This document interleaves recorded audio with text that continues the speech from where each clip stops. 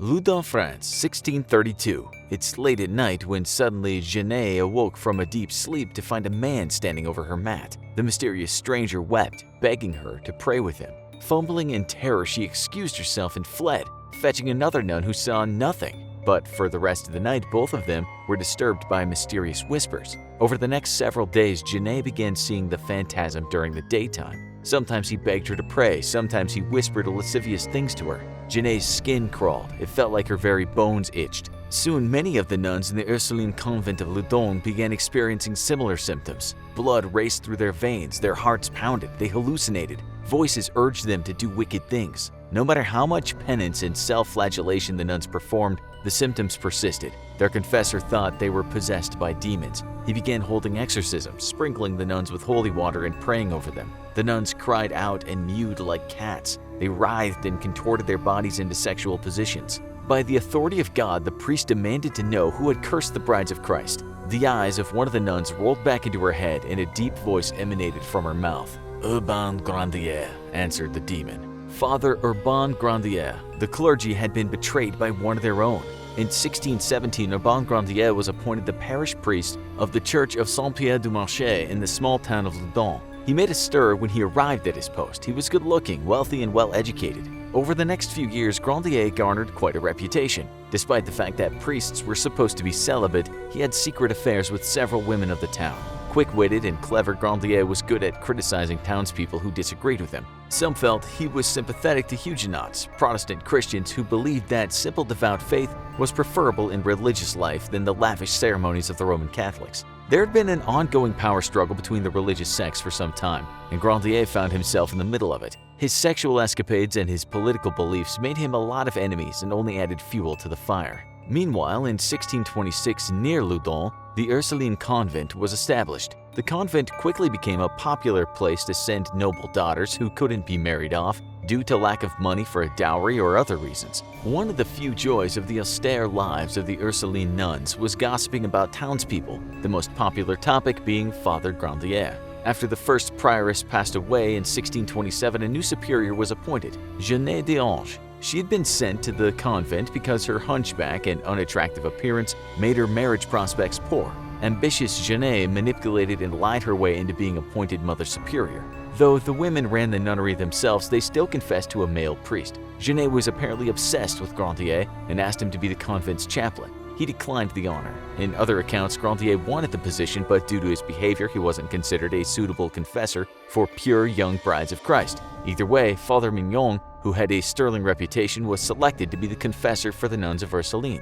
In 1630, some of Grandier's critics managed to bring charges against him for immorality. An enemy, the Bishop of Poitiers, found him guilty. However, due to his connections to high political figures, Grandier was restored to full clerical duties within the year. Not long afterwards, the Loudun region was struck by a typhus plague.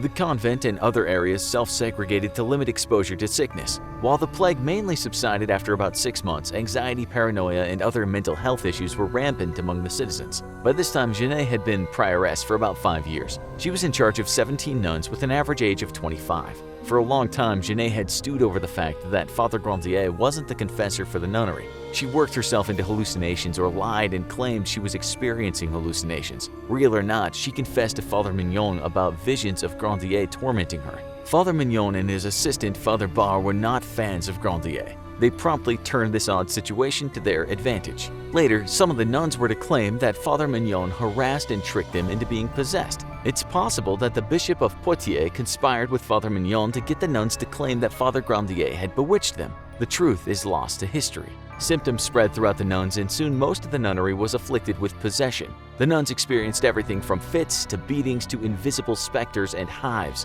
Curiously, some of the nuns seemed to suddenly speak foreign languages or displayed superhuman strength, and a host of other crazy symptoms. Father Mignon had been holding exorcisms at the convent. When prayed over or sprinkled with holy water, the nuns reacted. twisting their bodies into odd shapes, uttering blasphemies in deep voices, and crudely propositioning the priests in graphic sexual terms. When questioned, some of the nuns named the demons who had taken over their bodies. Others, especially Genet, claimed that Grandier had seduced them and that he was a magician practicing the dark arts. At first, Grandier was incredulous and laughed off the nuns' claims. It was a foolish miscalculation. The Witchcraft Act of 1604 called for the death penalty upon conviction of sorcery, witchcraft, and diabolical pact. The accusations of witchcraft persisted. Grandier began to take the issue seriously and mount a defense. He wrote the Archbishop of Bordeaux, who ended up sending his personal physician to examine the nuns. The doctor found no evidence of true possession. In March of 1633, the Archbishop ordered the exorcism ceased and the convent sequestered.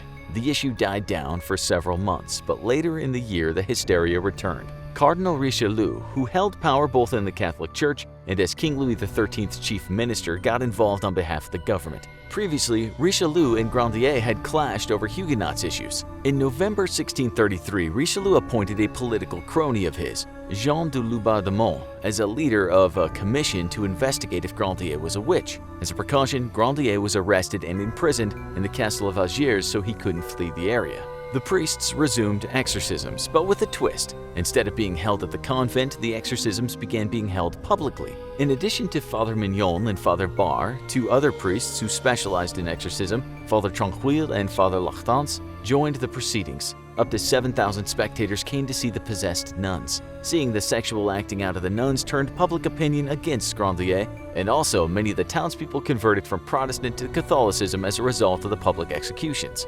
Meanwhile, the commission questioned Grandier, adding further accusations. They forced him to sign statements and denials, which were then taken by Laubardemont to the royal court in Paris. The commission also intercepted letters and petitions from Grandier's supporters. In May of 1634, Laubardemont returned to Loudun with a decree of the council, extending his powers and prohibiting Parliament and all other judges from interfering in the matter, as well as forbidding all parties concerned from appealing under penalty of a fine. In fact, several Grandier supporters chose to flee France because of the fear of the authorities denouncing them as accessory witches. During the trial, an alleged pact made between Grandier and the devil was brought to light. The pact, which confirmed Grandier's wicked duplicity, was said to be stolen from Lucifer's cabinet of devilish agreements by one of the tormenting demons. The agreement, allegedly written backward by Grandier in Latin and signed in blood, outlined Grandier's duty to the devil and the benefits he would receive in return. Co-signers were Satan, Beelzebub, Lucifer, Elemi, Leviathan, and Astaroth,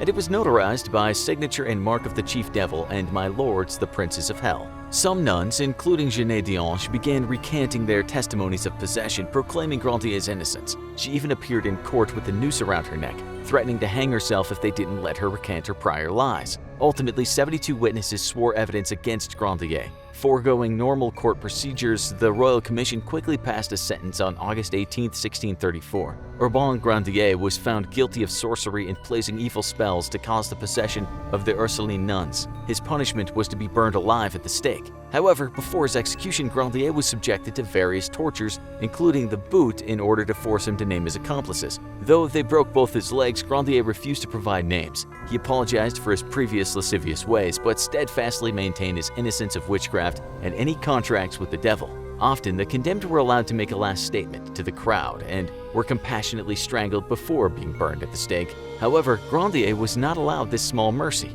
Once he was on the scaffold, the friars deluged him with holy water, preventing him from speaking. Also, Friar Lactance lit the funeral pyre before the executioner could strangle Grandier, causing him to be burned alive. But Grandier had the last word.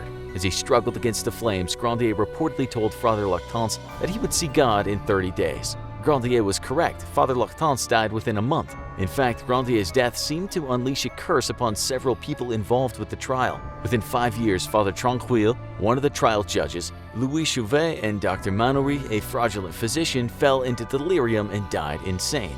Father Barre eventually ended up being banished from the church for conspiring to accuse a priest of rape on the altar. Not long after Grandier's death, Father Jean-Joseph Surin came to London to perform exorcisms. Genet d'Ange had flip-flopped back and forth between being possessed and claiming that she lied. Father Surin attempted an exorcism for her and allegedly became possessed by Genet's devils. Haunted, he went into a slow decline, eventually becoming unable to eat, dress himself, walk, read, or write. He tried to commit suicide, but was taken in by the Jesuit college at Santa and was slowly nursed back to health. However, Jeanne d'Ange recovered from her malady. She ended up traveling France, displaying the curious physical sign from God that was proof of her exorcism and supernatural healing. The names of Jesus, Mary, Joseph, and Francois de Sales miraculously and indelibly etched on her left hand. The exorcisms continued until 1637, 3 years after Grandier's death. They had become quite the tourist attraction. Twice a day, except on Sundays, the afflicted nuns were exorcised for the titillation of the crowds. Finally, Cardinal Richelieu cut off financial support and the shows ended. Now check out this video on an ancient torture method, the Roman candle. The Enfield poltergeist caused panic and fear in a small town in England. But what was really going on?